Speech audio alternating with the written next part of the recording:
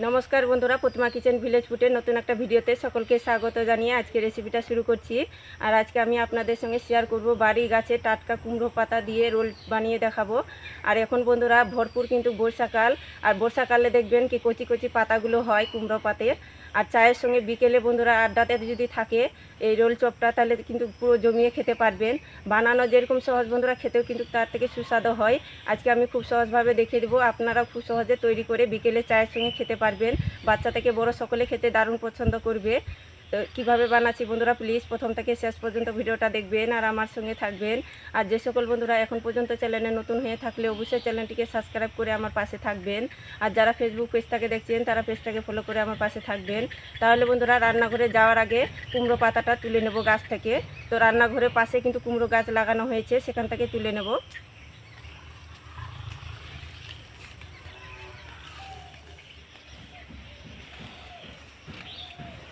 তো চলে এসেছি কুমড়ো পাতা কেটে। আর দেখুন গাছে কত কচি কচি কুমড়ো পাতাগুলো হয়েছে। আর এখন বর্ষাকালে দেখবেন কি খুব সুন্দর কিন্তু পাতাগুলো হয় কচি কচি। তো এখান থেকে আমি কেটে নেব।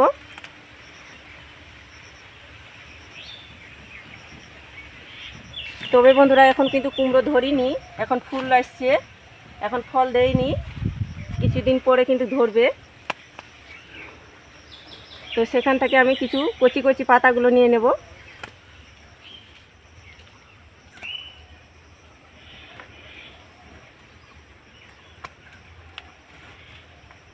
তো বেশ কিছুটাই আমি পাতা নিয়ে নিয়েছি, এবার চলে যাব রান্নাঘরে।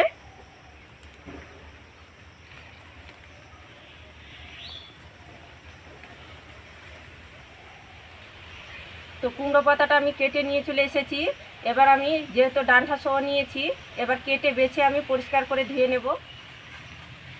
এই দেখুন পাতাগুলো দেখুন কতটা চকচকে। তো যেহেতু আমি ডাঁটি সহ নিয়েছি, তো এই ডাঁটিটা বাদ দিয়ে দিব কেটে। এই দেখুন এভাবে করে একটু কেচিটা দিয়ে কেটে দেব। দেখুন এইভাবে করে কেটে দিয়েছি। আর এখানে গামলার মধ্যে জল নিয়েছি, এই জল দিয়ে আমি পরিষ্কার করে ধুয়ে নেব। এইভাবে করে একটু পাতাটা ধুয়ে নিতে হবে, অনেক সময় ধুলা মাটি থাকে পাতার মধ্যে। আর এভাবে করে একটু নিগড়ে থালার মধ্যে রেখে দেব।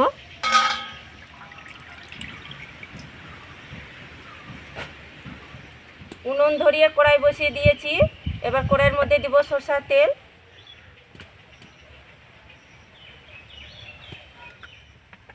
হাফ চামচ দিয়ে দিব 5 ফোড়ন, দুটো শুকনো লঙ্কা এভাবে করে হাত দিয়ে একটু টুকরো করে দিয়ে দেব। সামান্য একটু আদা কুচি, হালকা করে নাড়াচাড়া করে ভেজে নেব ফোড়নটাকে। ফোড়নটা আমি নাড়াচাড়া করে ভেজে নিয়েছি। এবার দিয়ে দেবো কিছুটা পরিমাণে চীনাবাদাম, কাঁচা চীনাবাদাম নিয়েছি। একটু হালকা করে ভেজে নেব, তাহলে খেতে বেশি ভালো লাগবে। তো হালকা করে চীনাবাদামটা আমি ভেজে নিয়েছি। আর এখানে নিয়েছি কিছুটা পরিমাণে কারি পাতা, এটা এভাবে করে আমি দিয়ে দেব। হালকা করে ভেজে নেব। এই কারি পাতাটা একটু সাবধানে ভেজে নিতে হবে, ফুটবে। তো হালকা করে ভেজে নিয়েছি। আর এখানে আমি সিদ্ধ করা আলু হাত দিয়ে ম্যাশ করে নিয়েছি, তবে পুরোপুরিভাবে ম্যাশ করে নিয়ে একটু দানা দানা যেন ভাতটা থাকে, খেতে বেশি ভালো লাগবে।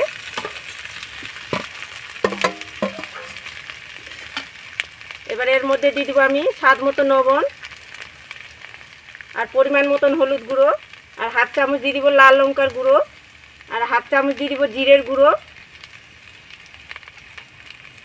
এবার আমি আলুর সঙ্গে মশলাটা খুব ভালো করে কষিয়ে নেব। আর যত বেশি কষানো হবে তত খেতে ভালো লাগবে। তো পুরটা আমি নিরামিষভাবে তৈরি করছি, আপনারা চাইলে এখানে পেঁয়াজ কুচিয়ে দিতে পারেন, এমনকি নিজেদের পছন্দ মতো করে পুরটা তৈরি করে নিতে পারেন। আলু খুব আমি ভালো করে মশলার সঙ্গে কষিয়ে নিয়েছি। আবারও বলছি বন্ধুরা, যত বেশি ভালো করে কষাবেন তত খেতে কিন্তু ভালো লাগবে। আর খুব ভালো করে আমি কষিয়ে নিয়েছি। তো পুরটা হয়ে গেছে, এবার নামিয়ে নেব। এবার থালার মধ্যে নামিয়ে নেব।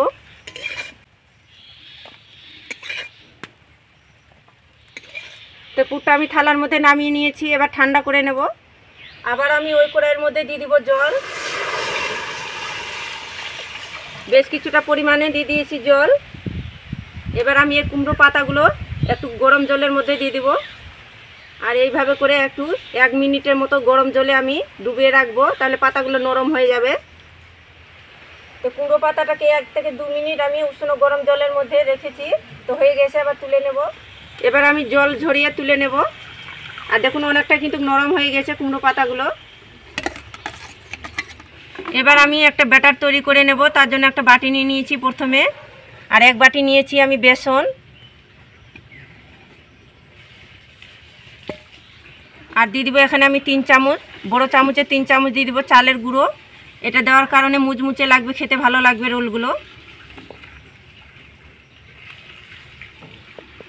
আর দিয়ে দিব এখানে স্বাদ মতো লবণ, আর সামান্য দিয়ে দিব আমি কালো জিরে 1/2 চামচ। আপনারা চাইলে এখানে জাওয়ানও দিতে পারেন, হাতের কাছে যদি না থাকে তো। এটা দেওয়ার কারণে টেস্টটা খুব সুন্দর লাগবে কুমড়ো পাতের রোলগুলো। আর দিয়ে দিব সামান্য একটু দিয়ে দিব জিরের গুঁড়ো, আর খুব সামান্য একটুখানি দিয়ে দিব খাবার সোডা। এবার আমি শুকনো উপকরণগুলো একটু মিশিয়ে নেব। সব শুকনো উপকরণগুলো ভালো করে মিশিয়ে নিয়েছি, আর সামান্য একটু দিয়ে দিব জর্দা রং। এটা দেওয়ার কারণে কালারটা খুব সুন্দর আসবে, রোল চপগুলো খেতেও ভালো লাগবে। এবার অল্প অল্প জল দিয়ে আমি গুলে নেব।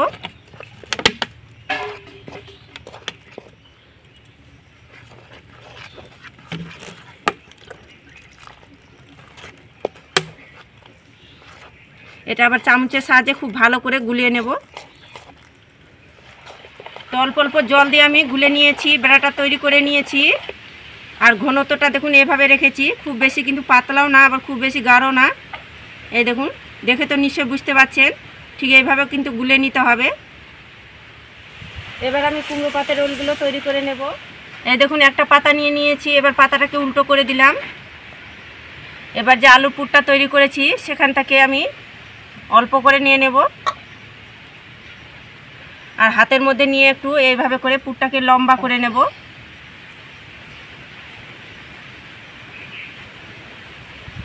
পুরটা আমি এখানে বসিয়ে দেব।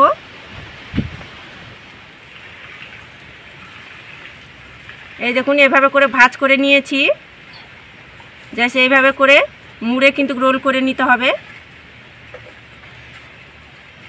সাইডের পাতাগুলো এইভাবে করে মুড়িয়ে নিতে হবে। এই দেখুন, জাস্ট এভাবে করে মুড়িয়ে দিলে কিন্তু কুমড়ো পাতার রোল তৈরি হয়ে যাবে। দেখুন,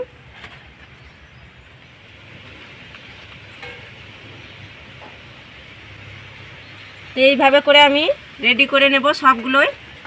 এই দেখুন আরেকটা আমি পাতা নিয়ে নিয়েছি, এখান থেকে অল্প করে পুর নিয়ে নেব। এই দেখুন আলুর পুরটা আমি লম্বা করে নিয়েছি রোলের মতো করে। এই সাইডে এখানে বসিয়ে দেব। দু সাইডের পাতাগুলো ধরে এইভাবে করে জাস্ট মুড়িয়ে নেব, আর এইভাবে করে রোল করে নিতে হবে। এই কুমড়ো পাতার রোলটা বানানো বন্ধুরা ভীষণই সহজ। দেখুন বলতে বলতে আর একটা তৈরি হয়ে গেল।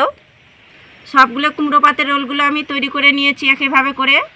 কুমড়ো পাতার রোলগুলো ভাজার জন্য আমি উনুনে তেল গরম করে নিয়েছি, আর তেলটাকে মিডিয়াম গরম করে নিতে হবে। এবার ভেজে নেব।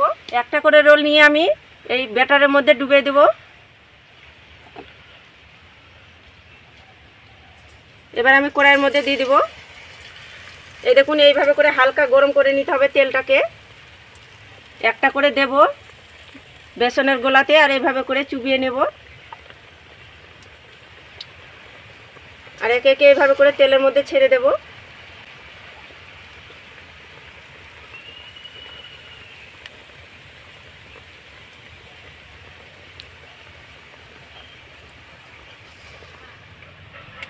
এবার আমি উল্টে পাল্টে দেব। হালকা যখন নিচ সাইডটা হয়ে আসবে তবে কিন্তু উল্টে পাল্টে দিতে হবে।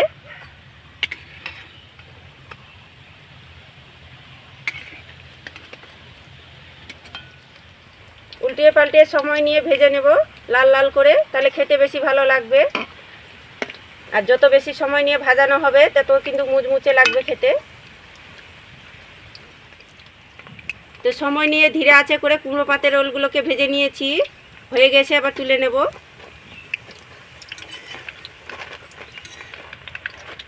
এই দেখুন কুমড়ো পাতার রোলগুলো কত সুন্দর লাগছে দেখতে। তো একইভাবে করে আমি ভেজে নেব কুমড়ো পাতার রোলগুলোকে।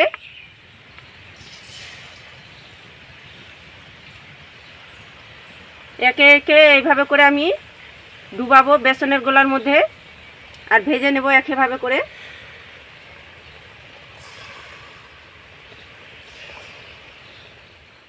তো একইভাবে করে উল্টে পাল্টে ভেজে নেব।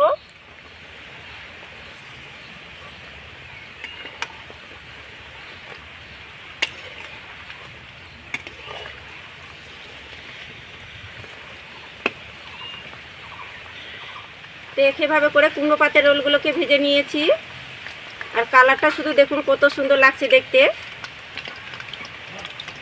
তো হয়ে গেছে, আবার তুলে নেব।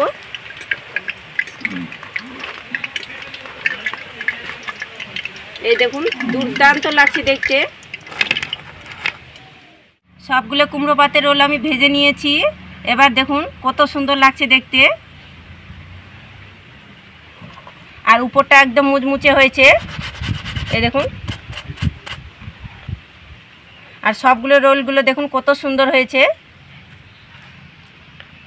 আর আমি একটা ভেঙেও দেখাচ্ছি।